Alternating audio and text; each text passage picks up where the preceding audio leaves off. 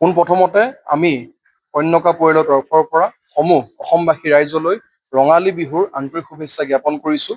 আৰু আমি কন্যকা পৰিয়াল প্ৰত্যেক বছৰৰ দৰে এইবেলিও আমাৰ বহাগ বিহুৰ সময়ত কন্যকাৰ অধ্যক্ষ মাননীয় পদ্ম হাজৰিকাদেৱৰ বলিষ্ঠ নেতৃত্বত সাজু হৈছোঁ ৰঙালী বিহুৰ ভোগৰ সম্ভাৰেৰে ৰাইজক আপ্যায়ন কৰিবলৈ। ইতিমধ্যে আমি আজিলৈকে প্ৰায় 10,000 লিটাৰ দৈ আমি প্ৰস্তুত কৰিছোঁ।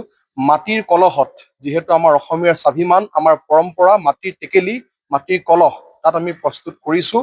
অসমৰ বিভিন্ন প্ৰান্তলৈ আমি পঠিয়াইছোঁ।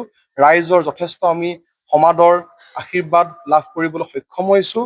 আৰু অনাগত বহাগ মাহৰ ভিতৰত আমি লক্ষ্য লৈছোঁ কন্যকা পৰিয়ালে যে এইবেলি আমি 30,000 লিটাৰ দৈ মাটিৰ টেকেলিত অসমৰ বিভিন্ন প্ৰান্তলৈ, চিলাপথাৰৰ পৰা গুৱাহাটীলৈকে যিহেতু কন্যকাত উৎপাদিত সামগ্ৰী যায়, গতিকে আমি পঠিয়াই আছোঁ। আৰু আমাৰ বিভিন্ন অঞ্চলৰ পৰা আমাৰ যিসমূহ থলুৱা বিতৰক আছে তেওঁলোক আহিছে, আমাৰ লগত যোগাযোগ কৰিছে। তেওঁলোকে দৈ নিছে, তেওঁলোকে ক্ৰীম নিছে, তেওঁলোকে আখৈ, বৰা চাউল, কোমল চাউল, মুড়ি, সকলোখিনি আমাৰ যি ৰঙালীৰ খাদ্য সম্ভাৰ, থলুৱাভাৱে কন্যকাত উৎপাদিত খাদ্য সম্ভাৰ তেওঁলোকে নিছে। গতিকে আমি সমূহ অসমবাসী ৰাইজৰ আশীৰ্বাদ আন্তৰিকতাৰে কামনা কৰিছোঁ, যাতে আমাৰ কন্যকাৰ লগত জড়িত প্ৰত্যেকজন কৃষি সৈনিকে আপোনালোকৰ আশীৰ্বাদৰ দ্বাৰা উৎসাহিত হৈ অনাগত দিনত দুগুণ উৎসাহেৰে শ্ৰীযুত পদ্ম হাজৰিকাদেৱৰ নেতৃত্বত আপোনালোকক সেৱা কৰিবলৈ যাতে অনুপ্ৰাণিত হয়, তাৰেই আমি কামনা কৰিছোঁ।